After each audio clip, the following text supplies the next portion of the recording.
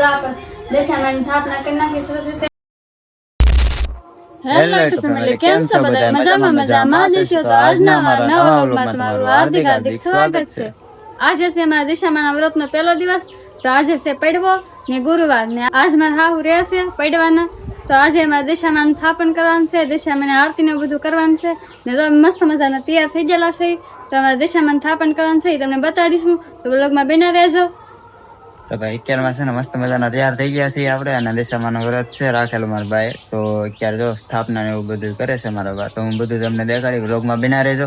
અને અત્યારમાં જો સરસ મજાના તૈયાર થઈ ગયા છે, હાલો હું તમને દેખાડું કેવી રીતે સ્થાપન કરે છે, તમારી મૂર્તિની સ્થાપના કેવી રીતે કરે છે ને એ બધું તમને દેખાડું. તો વ્લોગમાં બના રહેજો ખાસ કરીને.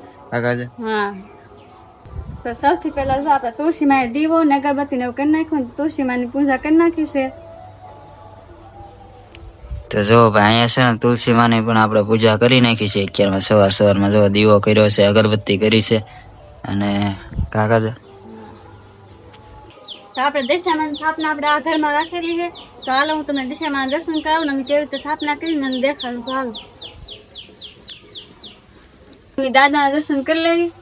તો આપણે દાદાને પણ છે ને હાર ચડાવ્યો છે ને દીવો કર્યો છે, દીવાબત્તી કરી છે, અને આપણે એના પણ દર્શન કરી લીધા છે. મારા ફૂઈએ સ્થાપના કરી નાખી છે, કેવી રીતે સ્થાપના કરી હું તમને બતાડી. દશામાં બેસાડી દીધા છે. તો હાલો હું તમને બતાડું. તો મારા ફૂઈએ જો અહીંયા સ્થાપના કરી નાખી છે અને બાસઠ ઉપર દશામાને બેસાડી દીધા છે ને આસન પાસે દશામાને બેસાડી દીધા છે. સુંદરી ઓઢાડી દીધી, હાર પહેરી દીધો ને સરસ તે દશામાને બેસાડી દીધા છે. તો જો ભાઈ આવી રીતે છે ને દશામાને બેસાડી દીધા છે, અને આ મૂર્તિ છે જો કેવી લાગી જરાક કોમેન્ટ કરીને જણાવી દેજો. દશામાની મૂર્તિ જો બાજોટ પર બેસાડી છે, અને આપણે મારા બાઈએ છે ને 11માં મૂર્તિનું સ્થાપન કરી નાખ્યું છે, અને આજથી વ્રત ચાલુ થાય છે દશામાના. અને તમારે લોકોને કોને કોને આ દશામાના વ્રત લે છે જરા કોમેન્ટ કરીને જણાવી દેજો. અમારે તો અહીંયા છે ને ભાઈ આખા ગામમાં છે ને કોક જ બાકી છે, બાકી ઘરે ઘરે હોય છે અહીંયા દશામાની મૂર્તિને વ્રત કરતા હોય છે. અને આ જો આપણા કુળદેવી માતાજી છે ગેલંબેમાં, એને પણ આપણે 11માં છે ને હાર ચડાવી દીધો છે અને દીવાબત્તી કરી નાખી છે, અને સવારમાં મસ્ત મજાની એવી દશામાની મૂર્તિ બેસાડી દીધી છે. જો આવી રીતે છે ને ભાઈ દશામાની સ્થાપના કરી છે આપણે.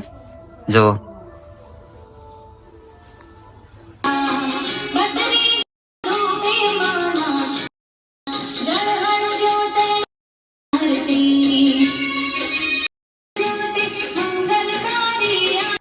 તો આપણે દશામાની વાર્તા પણ કહી દીધું છે, દશામાની આરતી પણ ઉતારી નાખી છે, આપણે નાના બાળકોને પ્રસાદી પણ વેચ્યા છે. જો આપણે દશામાની સ્થાપના કરી નાખી સરસ રીતે, મસ્ત મજાની સ્થાપના થઈ ગયેલી છે આપણી.